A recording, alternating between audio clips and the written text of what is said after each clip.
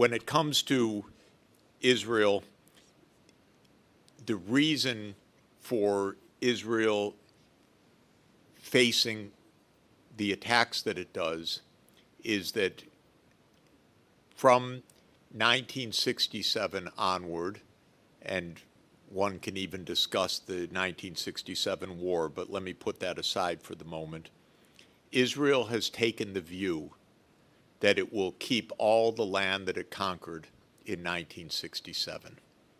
That's the basic policy of Israel since 1967. One political party which has dominated Israel since 1978 is the Likud party, which is Netanyahu's party. It is the core of Likud, the very core of the movement that there will never be a Palestinian state. Now, given that there are 16 million people in the territory of of so-called mandatory Palestine before Israel was created in 1948. Half of those are Palestinian Arabs and half of those are Jews. That's the situation. Right now, the 8 million Jews rule over the 8 million Palestinians. Netanyahu's entire strategy, spelled out since 1996, has been that we will hold on to all of Palestine, and if anyone tries to stop us from doing so, our big buddy behind us will clobber them. That's Israel's policy. So Israel's policy, and it's very explicit, I could go through a very detailed account of it. Israel's policy is, we know that this will be unpopular, and we will have to overthrow any government that supports the Palestinian cause. And in 2001, the so-called neocons, who are also the so-called Zionist part of the U.S. government, produced a document which is also well known, and I've talked to two people who know it very well, General Wesley Clark and another Air Force commander, Dennis Fritz, that called for 7 wars in the Middle East in 5 years after 2001. And those 7 wars were to take out Israel's enemies. And those 7 wars were Lebanon, Syria, Iraq, Somalia, Libya, Sudan, and Iran.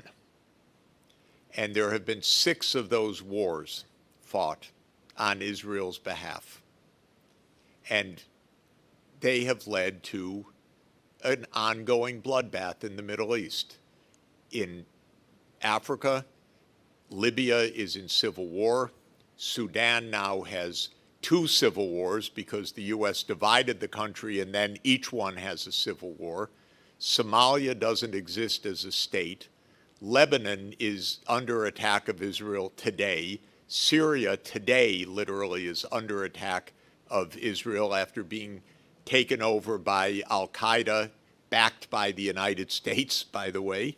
The United States is pushing for, Israel is pushing for war with Iran. I have no sympathy for Israel's policies at all. I find them abhorrent, I have to say. As an American Jew, I find them disgusting because they have prevented peace with the Palestinian people.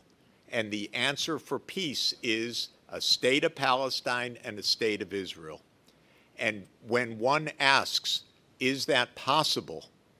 I speak regularly with the foreign ministers across the Middle East.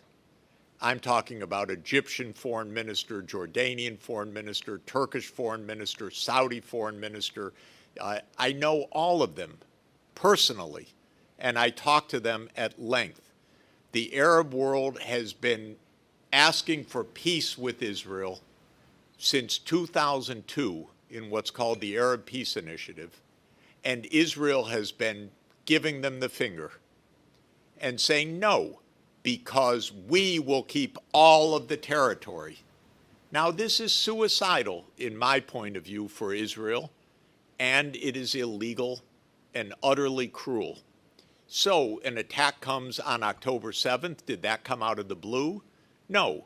The attack on October 7th came after more than 50 years of brutal occupation by Israel and complete rejection of a state of Palestine.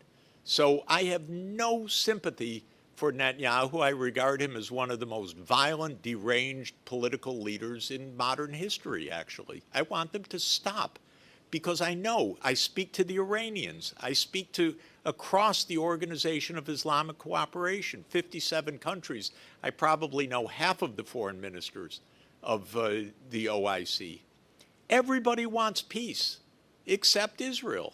Israel wants control.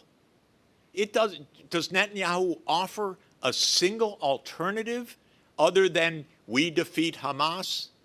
Has he uttered one sentence about a political outcome? No, not a, you know why? Because his whole career, his whole life is based on preventing a state of Palestine. What's the answer? You know what their answer is? Kick them out. That's their answer. That is literally the policy.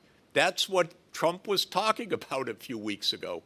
And then people told him, no, Mr. President, don't say that. And the Egyptians and the Jordanians said, we're not taking them. We're not going to have ethnic cleansing in our neighborhood again. So all of this is to say, I've been going to Israel since 53 years. 53 years ago were the first illegal Israeli settlements in the West Bank. It was explained to me when I was a high school senior, we're putting facts on the ground, Jeffrey. Okay, we're 53 years later, and the Middle East is in a bloodbath still. So that's why I have no sympathy at all. Sachs addresses U.S. policy in the Middle East, focusing on unwavering support for Israel, which he describes as enabling violence and obstructing peace. He details Israel's rejection of a Palestinian state and the broader regional instability caused by U.S.-backed conflicts. This segment includes part of the Q&A, where Sachs elaborates on Israel's policies. Takeaway: U.S. support for Israel's rejection of Palestinian statehood fuels Middle East violence, with Sachs advocating a two-state solution as the only path to peace. Analysis: Sachs' condemnation of U.S.-Israel policy is his most emotionally charged critique, reflecting personal dismay as an American Jew. His framing of Israeli actions as genocidal and Netanyahu as deranged is provocative, aligning with anti-Zionist perspectives but risking accusations of bias. The historical context, Israel's post-1967 settlements and Likud dominance, grounds his argument, though his claim of a deliberate U.S.-backed plan for 7 wars, per Wesley Clark, is contentious and leans on selective evidence. Sachs' assertion that the October 7th attack stemmed from 50 years of occupation contextualizes violence but may be seen as downplaying Hamas agency. His engagement with Arab leaders and the 2002 Arab Peace Initiative bolsters his case for a viable two-state solution, yet Israel's consistent rejection, as he describes, highlights entrenched obstacles. The segment's intensity underscores Sachs' moral stance, but its one-sidedness may limit its persuasive power for audiences with differing views. Summary: Sachs criticizes U.S. policy in the Middle East, particularly its support for Israel, which he says enables a genocide and regional chaos. He argues that Israel, under Netanyahu and the Likud party since 1978, has pursued total control over Palestine, rejecting a Palestinian state despite equal populations, 8 million Jews, 8 million Palestinians. He cites a 2001 neocon plan for 7 wars, Iraq, Syria, Lebanon, Libya, Somalia, Sudan, Iran, to eliminate Israel's foes, claiming 6 have occurred, destabilizing the region. The October 7th attack, he says, resulted from decades of brutal occupation, not a vacuum. Sachs, speaking as an American Jew, finds Israel's policies abhorrent, noting Arab states' support for peace since the 2002 Arab Peace Initiative, ignored by Israel. He calls Netanyahu a violent leader whose career opposes Palestinian statehood, advocating a two-state solution as the only resolution, supported by his discussions with Middle Eastern foreign ministers. Conclusion. This segment reveals Sachs' deep frustration with U.S.-Israel policy, framing it as a moral and strategic failure. His call for a two-state solution aligns with international consensus but faces skepticism given Israel's entrenched position. By situating Middle East violence in historical and U.S.-backed contexts, Sachs challenges the audience to rethink narratives of conflict, though his strong language risks polarizing listeners. The segment reinforces his broader theme of U.S. foreign policy as a destabilizing force, urging a re-evaluation of global priorities.